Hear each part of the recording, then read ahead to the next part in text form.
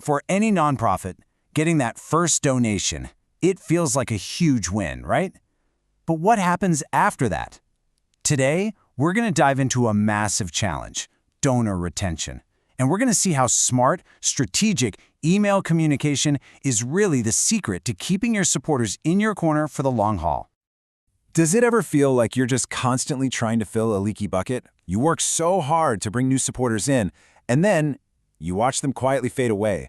It's a super common problem, and honestly, it's really frustrating. But the numbers behind it are kind of staggering. Okay, get ready for this number. Just 19.4%. According to recent data, that's the percentage of new donors who gave a second time. That means more than 80% of your brand new, excited supporters, they just vanish after that first gift. Let that sink in for a second. And hey, it's not just the new folks. The overall donor retention rate has dropped to just under 43%. This isn't some small leak we're talking about. It's a major drain on your resources and your momentum. And the real kicker? It all comes down to cost. This right here, this is a stunning financial reality. It costs just 20 cents to raise $1 from a donor you already have. But to get that same dollar from a new donor, well, that costs $1.50. You're spending 7 times more to acquire than to retain. So yeah, fixing that leak isn't just a nice to have, it's a massive financial win. So, how do we fix it? Here's our game plan. We've already talked about the leaky bucket problem. Now we're going to walk through the key stages of building a lasting relationship, making a really powerful first impression, nurturing that connection, strengthening the bond, and finally, turning your donors into genuine partners. All right, so we've seen the problem. That leaky bucket is a huge issue for fundraising pretty much everywhere. Now, let's start plugging those holes. Okay, this is where it all begins. Those first 48 hours after someone makes a donation, that is your most critical window. It sets the entire tone for the relationship. If you get this wrong, you might lose them for good.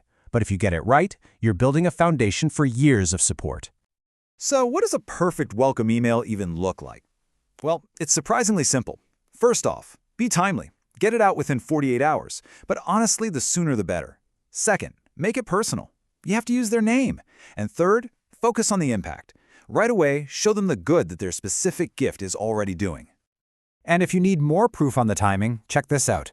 Just sending a thank you within 24 hours makes donors 60% more likely to stay engaged. I mean, that is a huge return for an email that you can literally set up to run automatically.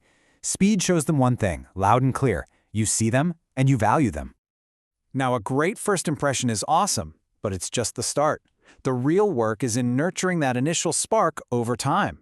This is where you move from a one-time transaction to a meaningful, ongoing conversation. The absolute key here is to make the impact tangible. Don't just say you're doing good work, show them. An update like this, $45 provided school supplies for 3 months, is concrete, it's specific, and it directly connects their donation to a real-world outcome. So, nurturing that bond really just means consistent, value-driven communication. Share regular impact stories, send quarterly check-ins and this is important, don't ask for money. Give transparent program updates, and always, always frame the message around you, the donor, and the huge role they play. Okay, so you're sending regular updates. Awesome. Now let's level up. The goal here is to make every single donor feel like an individual, not just another name on a massive email list. This is where personalization and segmentation, that's just grouping your donors by their behavior, become your secret weapons. And wow, the data here is just so clear. When you personalize your communication, you can boost donor engagement by a massive 71%. I mean, think about it. When an email feels like it was written just for you, about your journey with an organization, that connection just gets so much deeper. So let's make this super practical. Here's what that looks like. The before, thank you for your donation. It's generic, it's forgettable. But the after, Sarah, your gift is changing Maria's life. That's personal, it's specific, and it hits you emotionally. Which email are you more likely to open? Exactly. This also means you've got to understand who your donors are. The 80-20 rule is a big one in fundraising. Often, your top 20% of donors are giving up to 80% of your funds. By segmenting your lists, you can give these key supporters the high-touch, special communication they deserve while still keeping everyone else engaged. But what about those donors who are kind of starting to drift away? Don't give up on them. A simple automated sequence can work wonders. You start by thanking them again and sharing a great story, then ask for their feedback with a survey. After that, send a no-ask program update, and only then do you send a gentle invitation to get involved again. It's all about rebuilding that connection first. All right, so this brings us to the final, and honestly, the most important piece of the puzzle. It's really a shift in how you think about all this. All of these strategies, the welcome emails, the updates, the personalization, they're all tools for a much bigger goal, turning your donors from one-time transactions into true long-term partners in your mission. Take a good look at this number, 1,519%. What in the world could that possibly represent? Well, that is the payoff. It's how much more a donor who gives consistently for 5 years contributes compared to someone who only gives once. This isn't just a small improvement, it's a complete game changer for your fundraising.